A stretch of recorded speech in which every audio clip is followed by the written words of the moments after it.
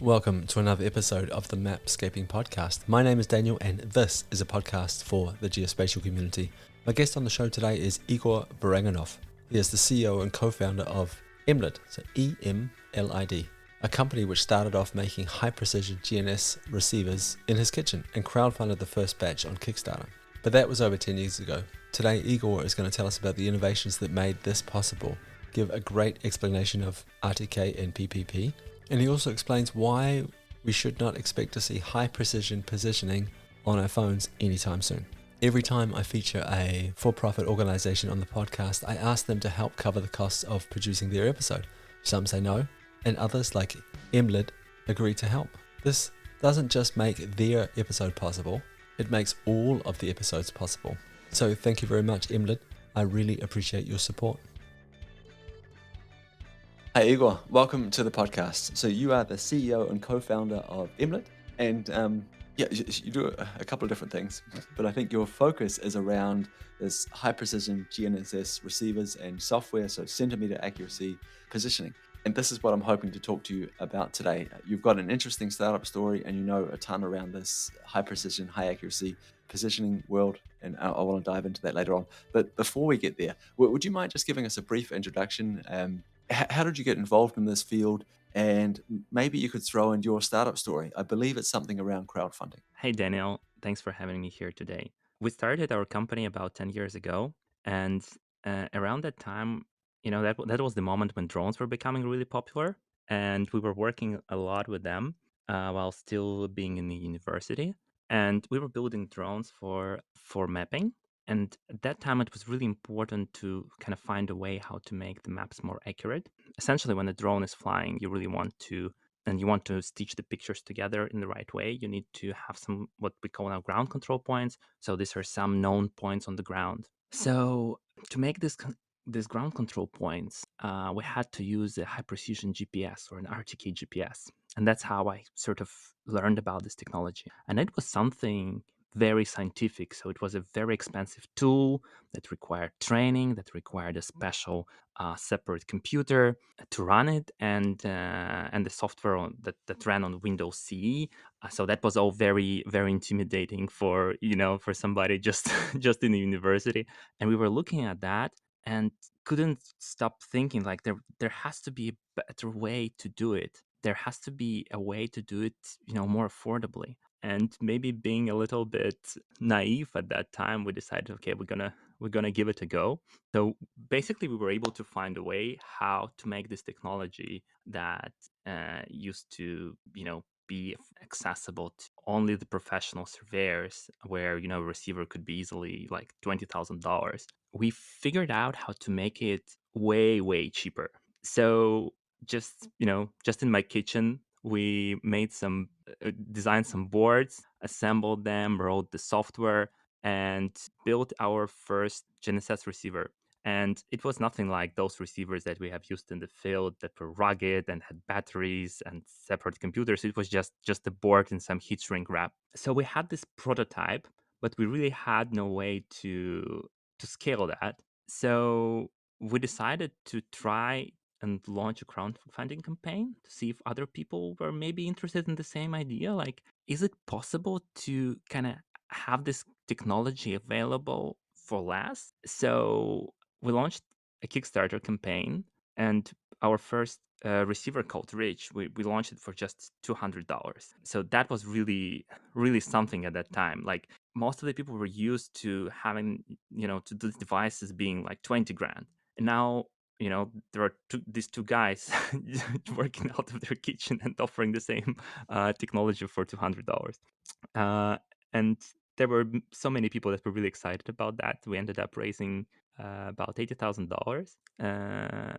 We've built our first batch of receivers using that money, and kind of our story starts from there. If you don't mind me asking, what was the secret sauce there? How did you manage to make it so much cheaper? So you talked about like these sort of rugged devices that were available on the market for, I think you mentioned $20,000 just as an example. And you also said yours was less rugged. It was a board with some shrink wrap on top of it. So that's one way of making it cheaper. But was it Yeah. like, were new chips suddenly available? Did you use some sort of new processing algorithms? Was it the antenna? What was it about? Like, how did you make it so much cheaper than what was available previously? Well, to be honest, it was possible to do it. Like the components were out there. Well, there was open source out software out there.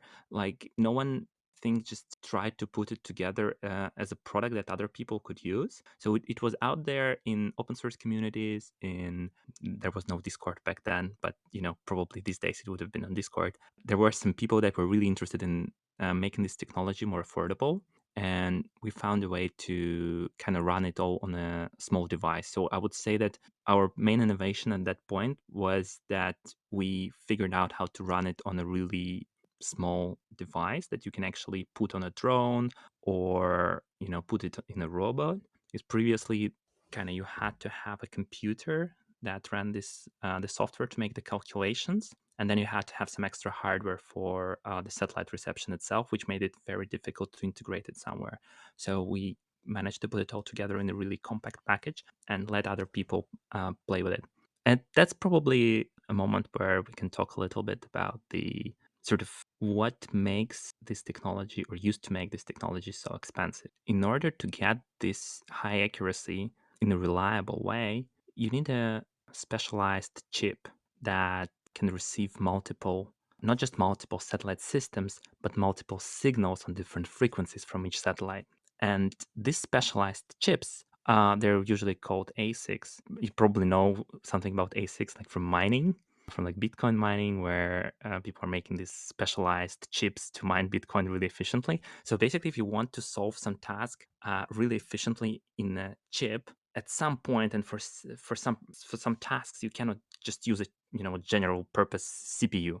You need to use the specialized hardware, and that costs a lot of money up front. So you need to invest a lot of money into R&D to make this chip, and that's millions of dollars. So these specialized chips that were able to receive all of the signals, and the normal chip that's in your smartphone, it only receives one signal on one frequency from each satellite. So these specialized chips, they weren't really available on an open market. There were companies that have made that investment, made their chips, and then made the equipment based on these chips just for themselves. And that was their way then to basically get their money back and to get return on investment. And because the market size was quite small, so it was just surveyors and maybe some people in construction, that led to prices of the equipment being really high. Yeah, so that's kind of why it was that way, approximately 10 years ago. The whole market was divided. You had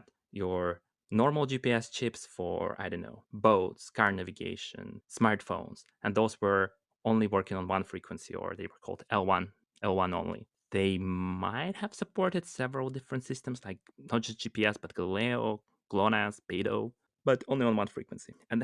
And these were available on the market, for $10, something like this, because they were produced in millions and millions every year. And then there were these specialized chips, which were developed by the companies that made survey equipment. And they have invested millions of dollars into developing these chips. And this multi frequency capability, so to receive more than one frequency from a satellite, that was only required for this high precision positioning and not required for the mass market. So that's why they were able to keep the prices so high, because they had this core technology locked to themselves. And what did you do then? Did you come along and develop a new chip, or did something change within the market dynamics that meant that these chips were suddenly available? What happened? So for a change to happen, a new kind of application had to appear where this kind of high precision multi-frequency capability would be a requirement, but then there is also going to be this massive volume of millions of units, because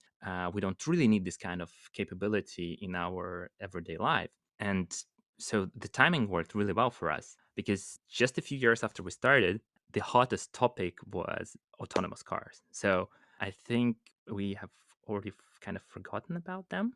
Now everyone talks about AI, but 5 years ago it was all about autonomous cars. And cars are interesting because they require higher accuracy than our normal everyday applications, because they want to know in which lane they are, and they want to know it really reliably. So maybe they didn't actually need this like 1 centimeter accuracy, but they wanted to have really robust lane level accuracy, so to know in which lane you are. And that required this multi-frequency capability to do it really, really reliably. And autonomous cars are a massive market. So the suppliers for cars that weren't previously interested in this technology have invested the money and developed the chipsets that were available to everyone and much cheaper. So it's very interesting how this technology has evolved. It started with this really specialized use case in survey. Then and then it was really expensive and only for a very limited market.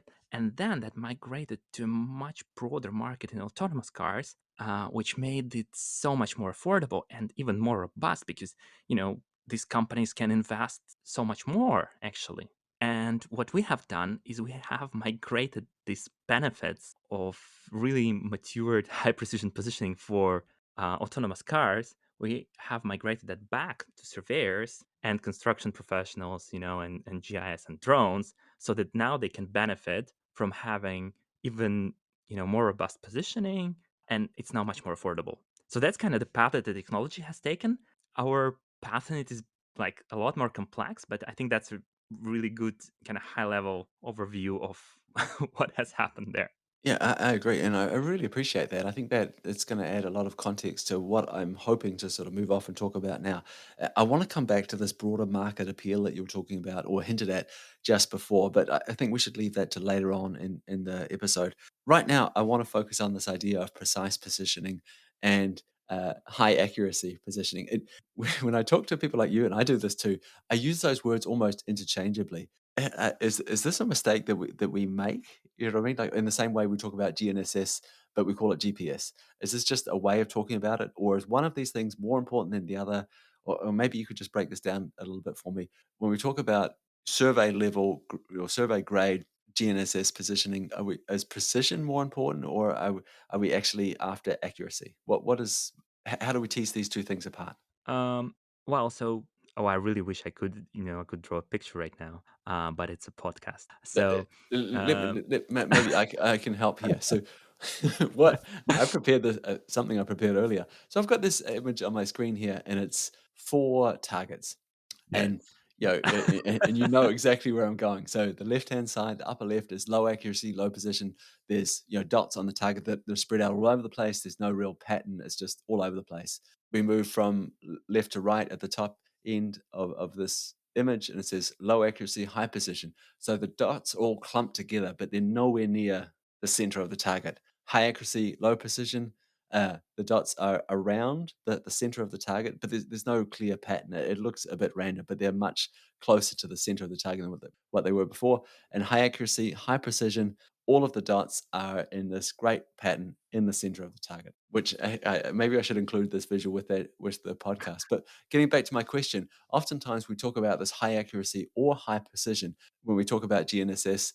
Uh, when we do that, is one better than the other? Is one more desirable than the other, or what we really want is both? Are we just using this for as like a pseudo for both of these things? I think you're right. Like we tend to just use both terms interchangeably, even though if we dive a bit deeper into applications, then there might be differences. So, for example, with drone mapping, when using high precision, like okay, we will say high precision GPS or high accuracy GPS, but then sometimes, like with this technology, you'll always have high precision. But you might not always get high accuracy. And then there are some applications where it's fine, and then there are applications that are sensitive to it. So for example, if you're making a drone map and you really want to get boundaries or some survey grade result out of it, then you absolutely want it to be really accurate. I mean, on a country level, you want to know exactly where this is.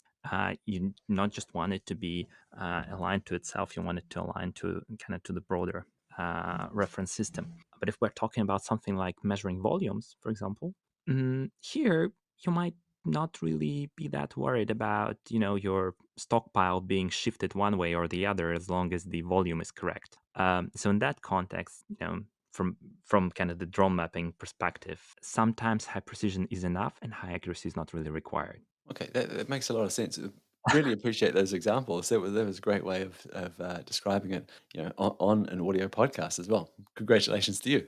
We've talked about this centimeter resolution, and we've also mentioned survey grade accuracy when we talk about positioning. Is there some kind of magic cutoff point here? Like, is everything over 5 or under 5 centimeters? Is that high grade accuracy, or is there any way of sort of like partitioning this into low accuracy, high accuracy? Is there any sort of magic number where we can say, anything over or below a centimeter in terms of resolution is high accuracy? Oh, well, the devil is really in the details. So when we're talking about centimeter accurate GPS, okay, is it like how accurate is it actually?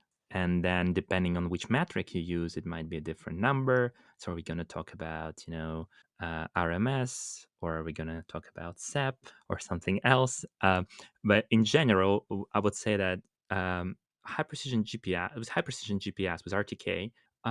You can expect to be within 1 centimeter, um, as long as your reference station is not too far away and the conditions are favorable. So you have a good sky view.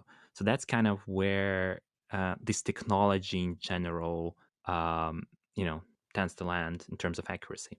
And then the further you go from your reference station, the worse the conditions are, you might end up with less precise results. But in general, sort of in GPS, we tend to distinguish these like 1 centimeter class devices, sub-meter class devices, so that kind of are used for locating things, and then just your normal GPS in a smartphone, which is depending on the conditions again, but like probably within 5 meters. So these are the kind of classes that are, in terms of accuracy, that are out there. So this whole sub-meter thing is kind of dying because the smartphones are becoming better on one hand, so they're getting closer to that precision grade. And on the other hand, the centimeter accuracy is becoming more affordable. So, if you can have centimeter accuracy for the same price and complexity as you have your sub-meter accuracy, why not just have centimeter accuracy? And we have plenty of cases like that. For example, there is a company, they have some valves on the gas network. And previously, they were using sub-meter GPS to locate their assets, and that was enough most of the time. But then, what if they want to know, on which side of the pipeline is the junction box? And then here you want to be more accurate than just sub-meter. You want to be within a centimeter. And then if you can have your centimeter accuracy everywhere, again, why not just do everything at this accuracy? It just used to be that it was really, really expensive to measure with 1 centimeter accuracy, and it was much more affordable to measure with sub-meter accuracy. And now there is pretty much no point in not using high precision. When we talk about like achieving this centimeter level accuracy, high precision, as you call it, you talked previously about the chipset. So now that we have access to these chips that are capable of processing dual frequencies, that has made a huge leap forward. Um, what kind of impact do the other parameters have? And when I say parameters, I'm thinking about things like the antenna, the software that's processing this data, the ability to look at signals from multiple different constellations, perhaps an IMU. Are they a necessity when we talk about sub-centimeter resolution? Or are there any one of those things that make a bigger difference than the others? So essentially, the system has several critical components. So the first one in the signal processing chain, or in the signal reception chain, is the antenna. Um, and for high precision, we want really specific types of antennas, and I will kind of get back to that.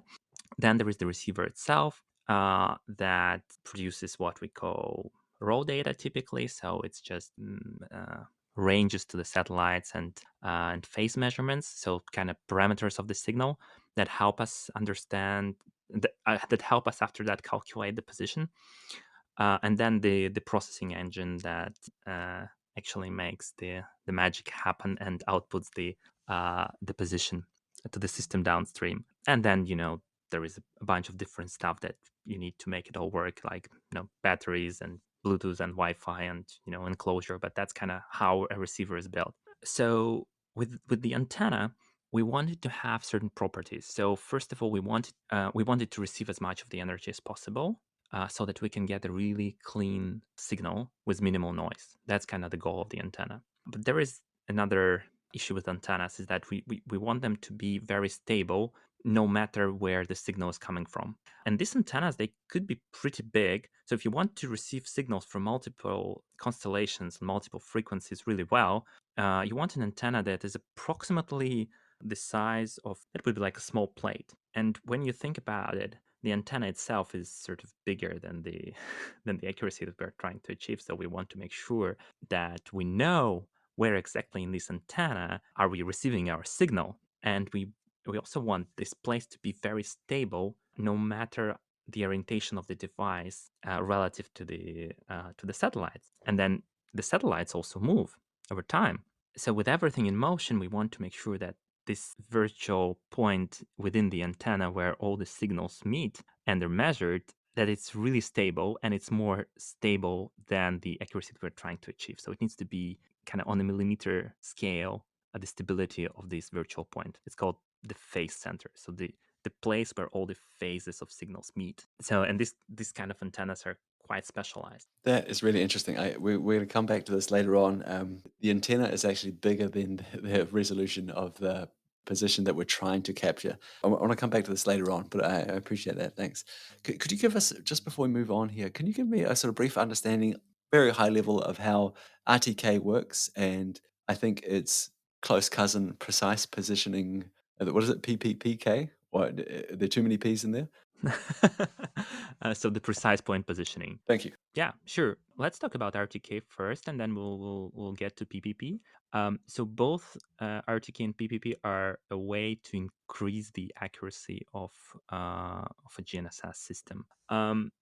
So I think it makes sense to begin from like a normal GPS that is inside your smartphone. It just receives the signals from the satellites. So how is it actually able to derive a position? Well, each satellite sends a signal in which it encodes a really precise timestamp of when this signal left the satellite. So that when the signal arrives to your phone, you can actually calculate how much time did it take for the signal to travel to your phone. And provided you have reception of signals from at least 4 satellites, you can actually derive your own position. But that position will only be accurate to, a meter or so. Now, why is it so? Like, why is it, just a meter? Why can't it be better? Well, as signals travel through different layers of the atmosphere and ionosphere, they get delayed along the way.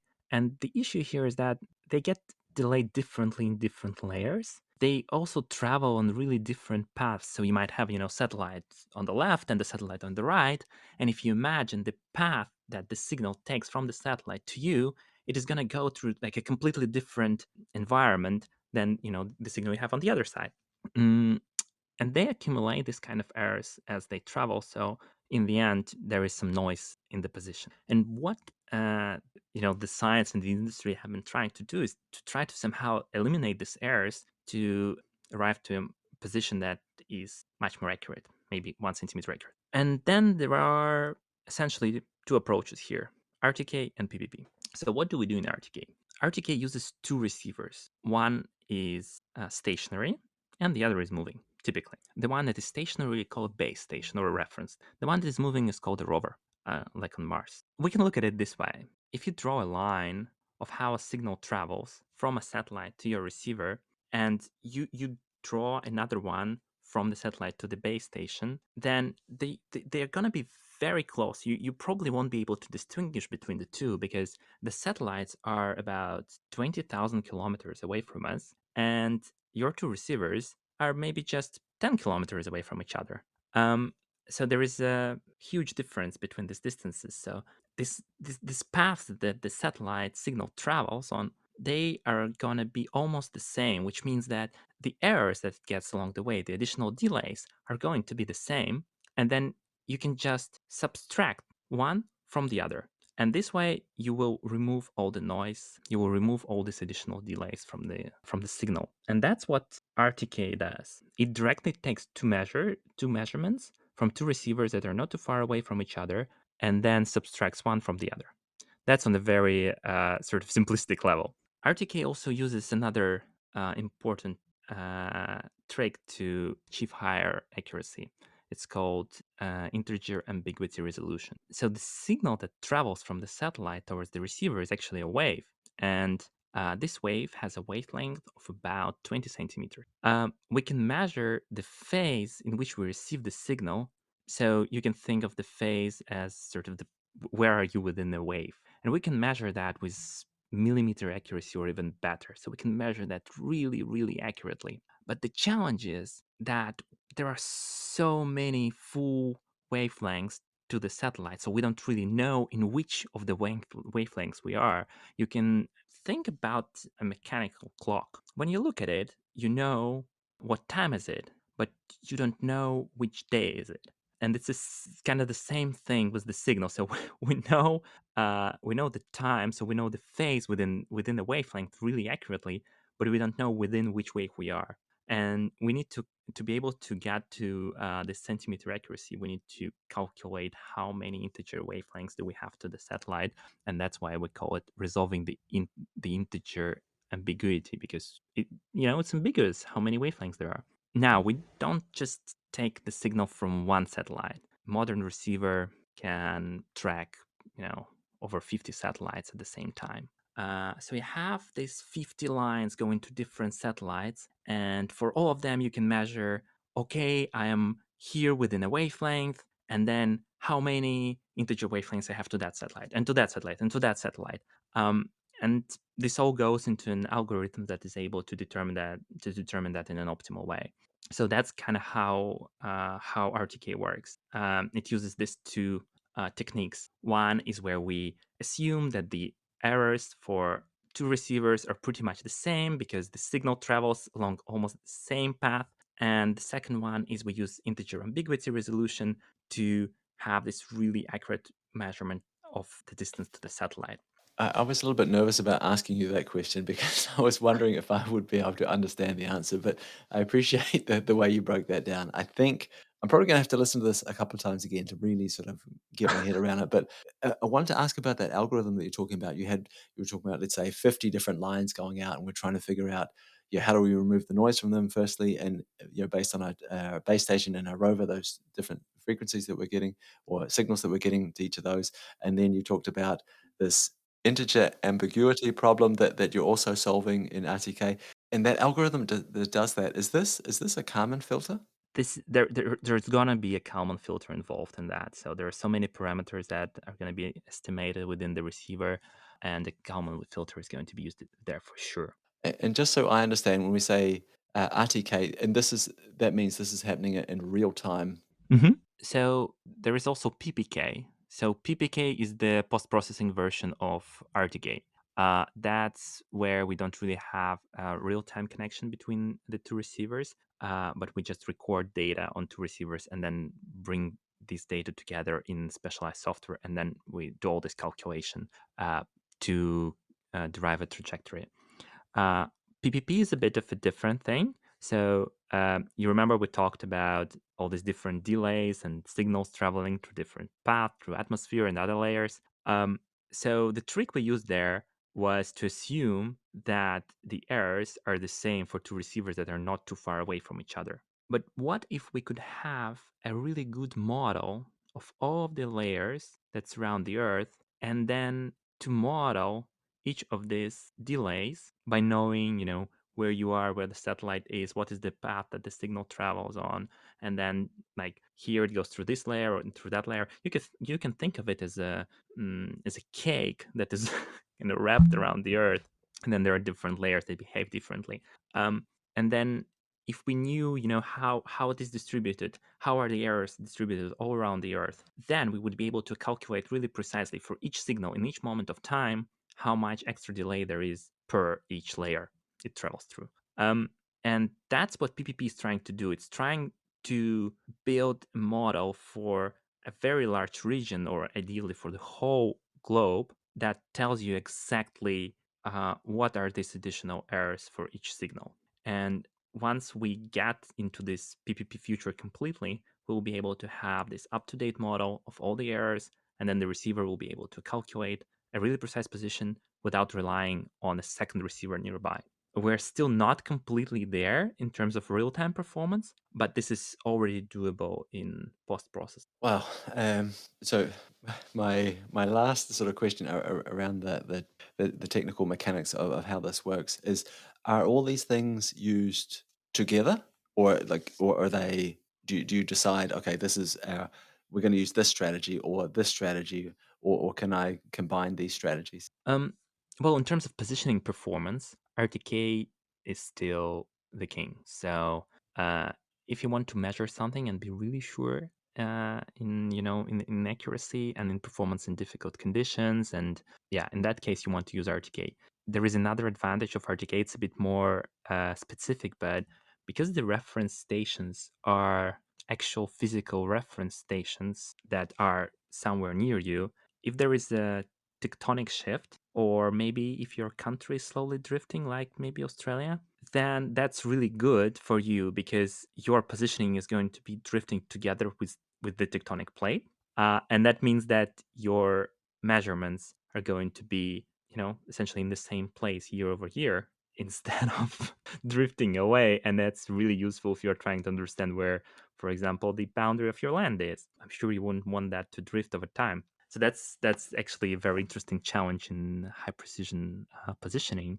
That okay, what if we create this beautiful global Google Maps with 1 centimeter accuracy, and we can you know open our phone and there is this 1 centimeter accurate position. Uh, and for example, you're in Australia, you go, you measure the boundaries of your land, everything is fine. But you come back 10 years later, and you are you know 30 centimeters off because the country has drifted. And that's a bit of a problem. And it's not really a problem if your GPS is only accurate to 5 meters. You don't need to worry about such things. But once you get into these accuracies, yes, the fact that countries move is a problem. So that's why countries have their own frames of reference. And then all the reference stations they have installed, in them, they kind of drift together with the country. So if you measure anything relative to them, you kind of get the same point on the ground year over year, even though on the relative to the other country, it's actually moving because your house is actually moving. So That's the, pretty the wild. It's really wild. So, but the assumption there is also that both receivers, so the base station and the rover, are moving in the same direction. I could imagine, for example, like, oh, you're on that side of the fault line, which is 10 meters away from me. I'm on this side, and we're moving in different directions. This will definitely be the case in a lot of Yeah. places in New Zealand.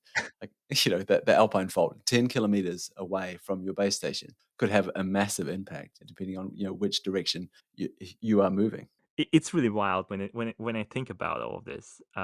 But that's kind of where there is a difference, between this like local positioning system, which RTK is. So it's relative to something that is not too far away, even though it relies on kind of global positioning system, but it's still relative to some physical infrastructure nearby. With PPP, you're trying to create a global model, and then the position that you're getting is relative to global reference frame. And then there are ways to calculate these things. But then, if you had an earthquake yesterday, the model is not likely to be updated really quickly, but the base station still moves. So, yeah, but there are many very smart people working on these challenges and making sure that the land rights are preserved no matter the earthquakes or new positioning technology. I'm really pleased to hear you say that there's very smart people working on this, because this doesn't sound like a field for me. This sounds really complicated. So, if I had to summarize this a little bit, we started off saying, okay, one of the big breakthroughs, like making this kind of like high accuracy positioning available to the mass market, was the creation of these new chips. And I think you mentioned autonomous vehicles were one of the big drivers behind this. Oh, we need to produce these things en masse. So these chips hit the market. You and your team in your kitchen figured out, oh, we can use this if we string together some open source software and shrink wrap it. We can sell this, and you did. And then you Yeah. talked us through the importance of antennas, what this means. Like, and we'll get to this in just a second when we think about the future of all this, like measuring where on the antenna. Are we actually measuring the position? I think that's going to be an interesting conversation. You walked us through RTK, PPP, and PPK. I hope I've got those acronyms right. I didn't know any of that. That was really helpful. Even I got to admit, as a geospatial professional, I I hadn't heard anyone explain why it's a base station, why base stations and rovers need to work together in such a concise way as what you had done. So I really appreciate that. And then you managed to wrap it all up and say, "Well, this is really hard and fascinating," and I tend to agree. And I think you used the word "wild" a couple of times. I agree. I think this is wild. I think one of the wildest things about this is that we completely take it for granted. We just, you go outside, you turn on your phone, you're navigating somewhere. Let's say you use Google Maps, for example, and it just works. Like it just works, and that's just the positioning side of things. I think it's also wild when we think about this as a global utility in terms of timing as well. And all like if it disappeared tomorrow, the problems that we would be in just because we couldn't agree on what time it was. Yeah, we really rely on this infrastructure. I really like the term the only global utility because when you think about it, it's really the only global utility we have that is free for everyone to access, and it's immensely useful for so many things. And when it goes down, it's even in some regions, then it causes a lot of trouble. I really recommend to everyone to read a book called Pinpoint. It's a very interesting book on the history of navigation, on the history of precision, on the history of high precision GNSS in general, and on more indigenous ways of navigating the world and how they interconnect. I learned a lot from this book about GNSS. I think that's the author of this book who came up with the idea of GNSS being the only global utility. At least that's where I got it from. And just recently, there was this thing in Australia where there was an incident on a satellite, and uh, it, it wasn't even a positioning satellite. It was a satellite that was sending very specific type of corrections for agricultural vehicles that allows them to drive more accurately than just with normal GPS. And it stopped broadcasting the signal, and the farmers couldn't farm. So just the tractors wouldn't drive, and that's also wild, I say. Like we have something in space that, if it breaks down, we can't grow food for ourselves. It, I, I mean, how far have we gone with this? Yeah, it is amazing because when I think about farming, I think of it as being one of the most analog things you can do, but it has a very intimate connection with the digital world and, like you mentioned, space, the infrastructure that we have in space. This sort of leads on to the future. And towards the end of these episodes, I like to talk about the future and give people an idea of where we're going and what's possible. And I think you might be a great person to ask some questions to about the future of this. So we talked about antennas before. We talked about them being bigger, than the positioning accuracy we were trying to collect. So if I have an antenna that's the size of a small plate, for example, how the hell am I going to capture sub-centimeter accuracy, positioning accuracy using that? And this leads me to the idea of using cell phones as a sub-centimeter positioning tool. Is this a future that's possible to get to? Um, it might be that we'll get there. It doesn't like definitely the accuracy in smartphones is improving. I just don't think that we'll see like this highest accuracy, so like 1 centimeter great accuracy in smartphones, within next 5 years or so. And there are some fundamental physical reasons for that. So as we talked before, an antenna is something that is really like a good antenna is something that is really crucial for high precision positioning. And there just isn't any space in a smartphone to place such an antenna. And I don't think that the manufacturers will see enough value in this kind of feature in a smartphone, to make it much bigger and to add a bigger battery for it to be able to do all these calculations all the time. So there are two main factors. One is the size of the antenna to achieve high precision, and the other is the power consumption required to continuously track so many signals. And if on the power consumption side, maybe there could be some kind of a compromise and then the technology could develop. But with antennas now, it's looking really challenging. And it's not just about being able to receive the signals, but it's also about the stability of the phase center. So we tend to, you know, not hold our phones like horizontally or like strictly vertical all the time. We just rotate them as we please, um, and then depending on the change of the orientation, we rotate them with different sides towards the satellite.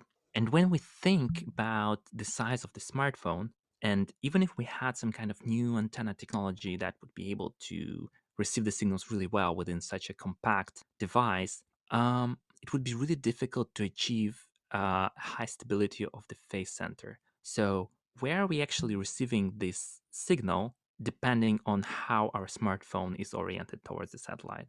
And then the smartphone moves, the satellite move, everything is in motion. How do we know where exactly within the smartphone we're receiving the signal? And the smaller the antenna is, kind of the more difficult.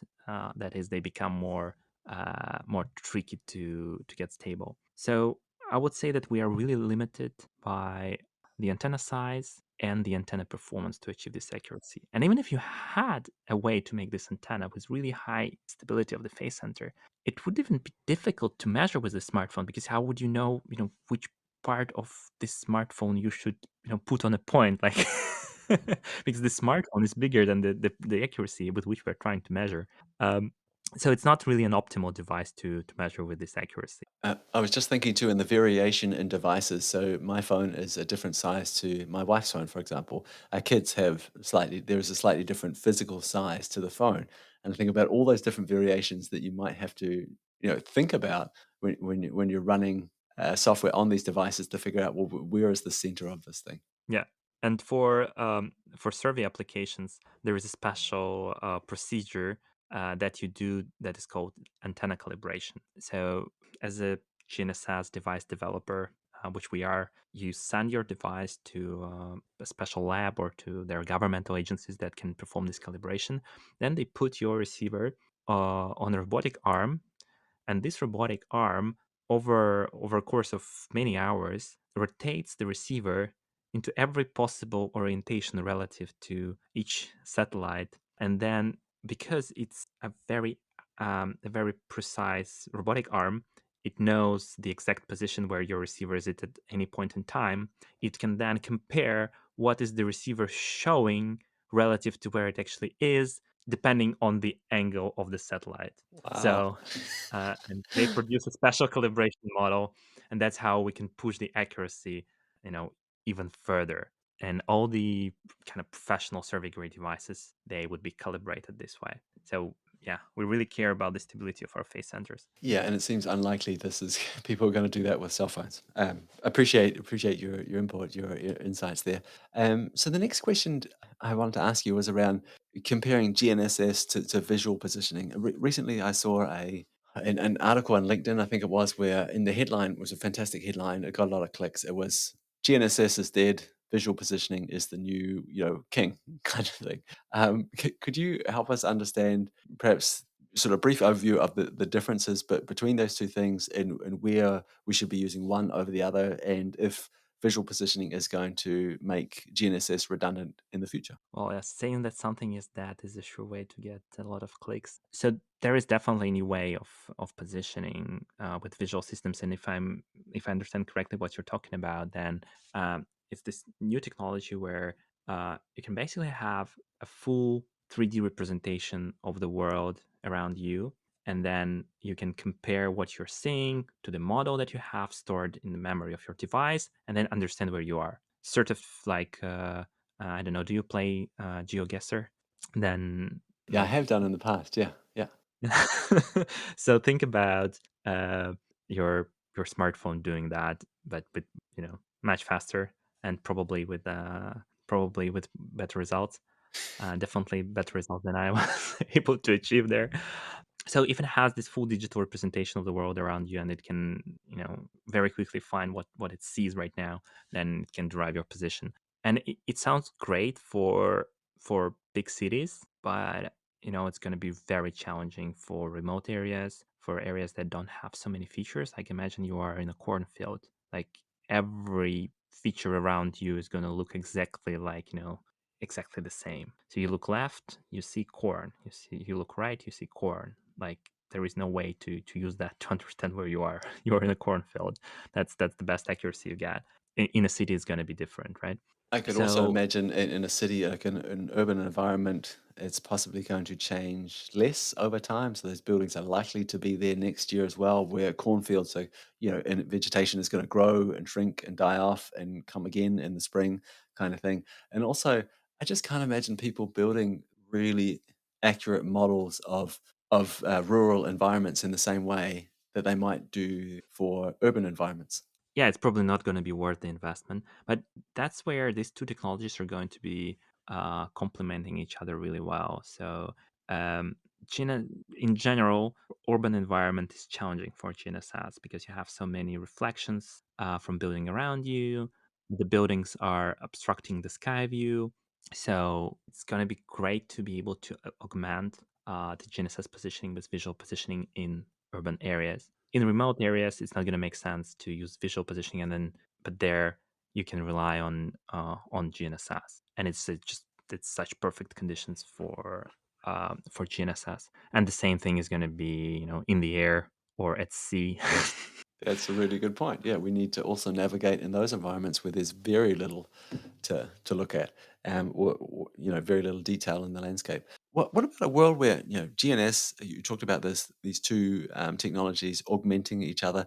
Is there a world where we don't need to send people out into the field anymore to measure things? We don't need surveyors measuring things because we get the accuracy that we need, by using these two technologies together.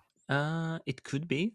I would say that for many of the jobs where previously you would send a person to measure something, we would no longer do that. So, especially if it's about measuring things. So, mm, previously it could take a lot of time to create a map of something, for example. Yeah, because you need to go out there and actually measure, walk everywhere and measure all the features. But now you can just fly a drone and create a map in hours instead of weeks, which improved the efficiency so much. But then there are the types of jobs where you need to locate something. For example, you want to understand, okay, uh, this pile goes in there, and then you actually need to send the person to mark things up or to install something. And yeah, in that case, we're probably still going to use some kind of high precision positioning device to guide this person to the place where they need to install something. But yeah, it's like increasingly we are getting better at remote sensing the world and creating higher accuracy maps of everything.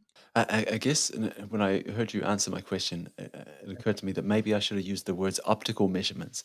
Could any of these technologies that we've been talking about today make that redundant? These optical measurements, we see the surveyor looking through the theodolite and making a measurement. So GNSS is really like it really depends on the type of a job, but in general, for some types of jobs, GNSS definitely is replacing all these kind of classic ways of measuring things with total stations, so where you are measuring distances and angles rather than measuring your absolute position on Earth. And it's clear that GNSS is so much faster if you need to, create a map of something, create a topographic survey, for example. But if you need that really high accuracy, so if you need to be really confident, if you're in construction, for example, and you need to be reliably sub centimeters, so maybe your error budget is just a few millimeters, there you still rely on classical measurements, distances, and angles. And then also, if you need to go into a mine or into a tunnel, yeah, no luck using GNSS there. So Good point. Good uh, point. these kind of instruments are here with us to stay, but they're definitely becoming less popular and more of a niche tool for very specific jobs. And GNSS is taking over most of the things because it's just so much faster. Yeah, because you get the coordinate right away out of it. You don't need to like if you're measuring if you can only measure distances and angles, then first you need to find some kind of a point that you can begin with, of which a coordinate is known, and then from there you can start your measurements. So that's really time consuming. And with GNSS, you just turn it on, and you can read the coordinate. That's it. Sort of your local benchmarks. I think this would be a great time to sort of round off the conversation, Igor, because you have been brilliant. I want to be careful with your time here. So I just want to say thanks. I really enjoyed this conversation. You've helped me understand a lot more about GNSS. And I can tell you that I'll be listening to this episode again a couple of times myself, just to try and get my head around some of the concepts that you've walked us through today. So I really appreciate it. If there's people listening to this, well, there will be people listening to this thinking, how can I reach out to this person? Is there anywhere we can send them if they want to connect with you personally or check out what it is that you're working on? Yep, sure. Just you can go to emlid.com and check out what we're doing, or you can, find me on LinkedIn and message me and we can talk. Okay. Oh, you said that really fast. So I'll put a link to that in the show notes of this episode so people can find it. And I'll also put a link into your LinkedIn profile. Really appreciate your time. Thank you very much for showing up today. Thanks, Daniel. It was a pleasure. I really hope you enjoyed that episode with Igor, CEO and co-founder of Emlid. I'll put links to where you can check out the company and, of course, connect with Igor in the show notes of this episode. We have also published a bunch of episodes around GNSS, and so there will be some recommended listing in the show notes as well if you're interested. But that's it for me. That's it for this week's episode of the Mapscaping Podcast. I hope that you'll take the time to join me again soon.